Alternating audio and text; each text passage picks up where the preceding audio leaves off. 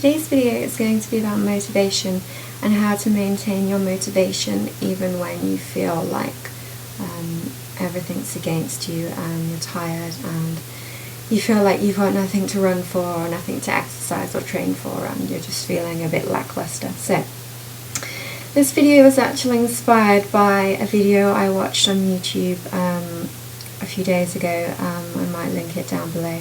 It was basically a woman that I watch sometimes, saying that she wanted to go back to the gym and she wanted to start feeling, healthier again and feeling good about herself. So I think a lot of people, if they're not runners and they don't specifically train for races, and they don't have that kind of goal like runners do, because obviously if runners don't train for the races that they run, they're not going to run good times and they're not going to be satisfied with their performances. So this is basically just a few motivational tips to help you stay on track and just basically to help you maintain your enjoyment and see results too.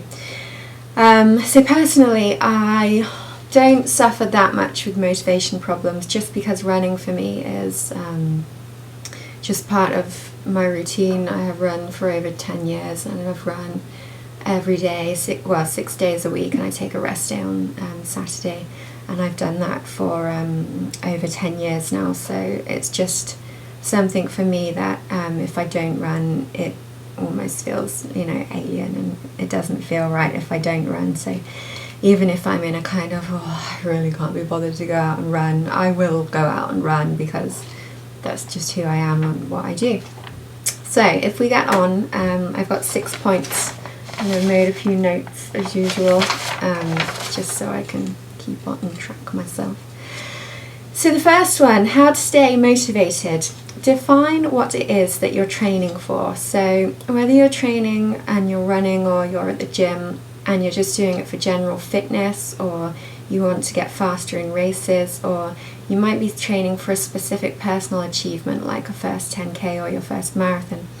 Defining what it is that you're training for will help it easier to stay on track, because you've got like an end goal in mind. So for example, if you're just training for general fitness, you might want to lose weight, or get your blood pressure down, or just for kind of like health reasons you might want to become a healthier person physically, even to help you like become a healthier person mentally maybe, or you might want to run a PB, or you might want to have the satisfaction of crossing your first finish line or getting your first race medal or memento. So by defining what it is that you're training for, that should help you stay on track. Secondly, work out what time of the day you feel most ready to exercise at. So some people are, there's people that are, I think they're a bit crazy, but they will get up and they'll run before work at like 5 o'clock or something in the morning, or they'll go swimming to like an early lane session, or they might exercise in their lunch hour. Personally, I prefer training in either late afternoon or early evening, just because I find it's generally quieter. I don't like a lot of noise and like chaos and commotion, because I get overwhelmed easily. And I generally feel better because I feel more alert and awake, and obviously I'll have eaten and drank throughout the day, so I feel more kind of fueled to go. Whereas if you just run straight out of bed and you've just drank a bit of water and maybe ate a bit of toast or cereal, I kind of feel a bit like I haven't got enough energy in me sometimes if I haven't eaten as much the night before.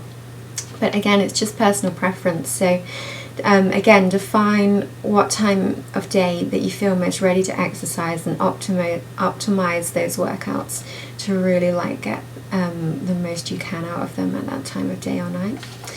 The third point is work out some sort of balance in your schedule. So basically, I'm quite lucky that I work for myself, so I'm able to fit in training whenever I want. I know a lot of people aren't as fortunate and they have to commute, or they have like different commitments, whether that's like kids or, you know, other commitments. But if you work long hours, you need to be realistic and give your body the best chance to train and recover. So prioritize what you really need to do to reach your goals. It's worth remembering that training for races can be time consuming as well as exhausting physically and mentally. So try to be flexible and adapt, and maybe train in your lunch hour if it's not too much hassle, or maybe take a power nap after work before you go training in the evening, just so that, you know, you're not kind of burning the candle at both ends and expecting too much of yourself. Number 4, mix up what you do so it's not becoming boring and predictable. So I'm a victim of this myself. I generally run the same routes. I have like a 10k route, a 7-mile route, an 8-mile route, a 10-mile route, a 13-mile route, and then I will just basically repeat them if I want to do different distances in the town that I live, or if I go into the city nearby, I have like a 10-mile route and 13-mile route. And again, because it's a city and it's bigger than where I live, I can just generally run anywhere to kind of count up the miles. But incorporating a speed or a track session once a while, or swimming to cross-train, or even running your routes in reverse, or training with a new playlist of music can keep you motivated. It's all about keeping yourself guessing, really, and avoid becoming stuck in a rut.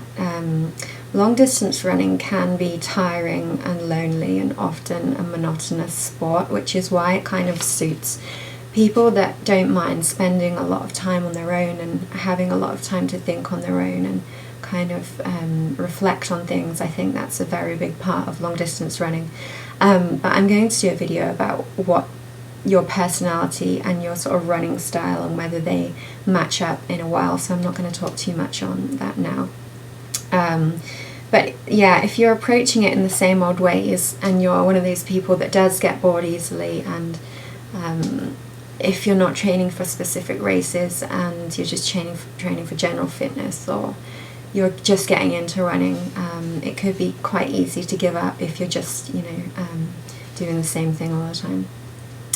Number 5, have some perspective. So the chances are that if you're a runner, or if you know runners, you'll know that either yourself or they have been injured at some point, and had to take a number of weeks or months, even years in drastic cases, off of running, and either, you know, rest completely or cross-train in the pool or the gym.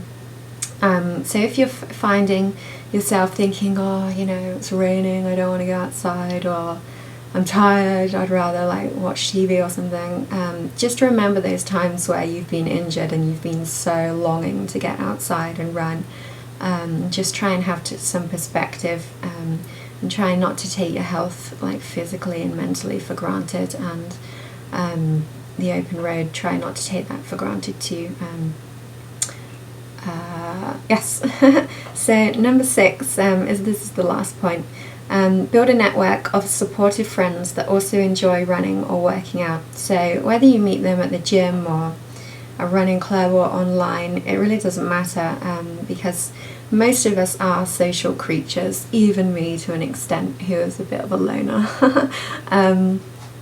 I think most of us do like that kind of support network and encouragement from other runners, and just the chance to kind of share and relate with different experiences and tips really can enrich your running journey and just make it so that you don't feel so alone in it, and you don't feel like, you know, like you're the only person in the world that runs. Because I know that before, I made quite a few of running friends through several clubs and like associations and things.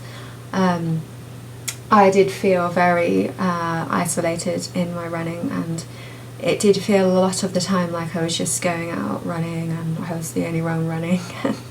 It was quite hard sometimes to sort of relate to other people that didn't run, and even though I can relate to people, obviously I'm not one of these boring runner types that just talks about running 24/7, but when you are a runner and you do race and train, it does take up a lot of your time, so obviously you're going to be spending time thinking about it and talking about it. and wanting to share it with other people. So if you have people that mutually enjoy and respect running or whatever other exercise you do, or fitness or classes, just having them there, either like at the end of the phone or on Facebook or something, can really help to keep you motivated and keep you going.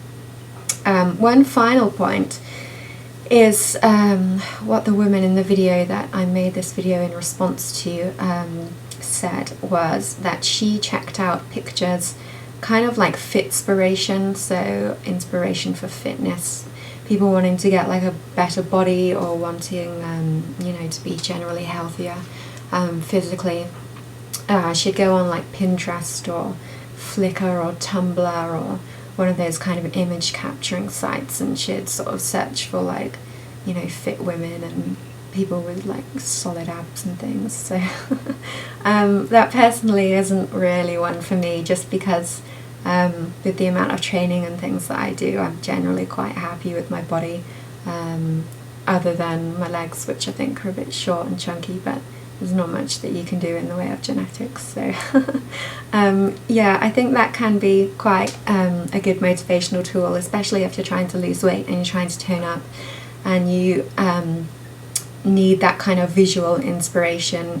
A lot of us do kind of thrive on the visual inspiration, and you know, thinking, oh, you know, if I train this hard or if I run this many miles a week, I could look like that. So if that's something that interests you for the kind of appearance wise, checking out sites like that could be really handy. Okay, I'm going to cut it there, and I'm not quite sure what the next video I'm going to make is going to be.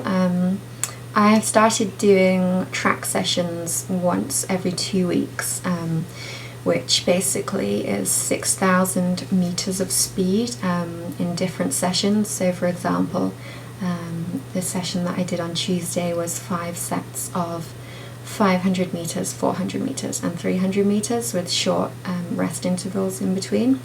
So if you'd like me to make a video on the importance and the best ways to run on the track, I can ask the guy that takes the track session, who I admire greatly and is a fantastic older runner. Or if you would like me to make a video on, what else was I going to make a video on? If you would like me to make a video on your personality and how it will affect and link up with your running style, because I think that is really important. I think I was thinking the other day that a lot of people just seem to think, you know, if you're a runner you should do this program, and if you're doing the marathon you should do this program, and you should eat this, and you should train like this, and you should do this. Whereas realistically, no one actually really thinks much about, you know, the different people's personalities and how different people respond to different types of training and different types of racing in different situations and atmospheres. So I think the kind of psychology behind training and racing and personalities could be a really interesting video. So give me a comment if you want to see a video on that, or otherwise, just if you've got any other suggestions what you want video wise, then feel free to drop them in the comments too, and I will see you in the next video. Bye.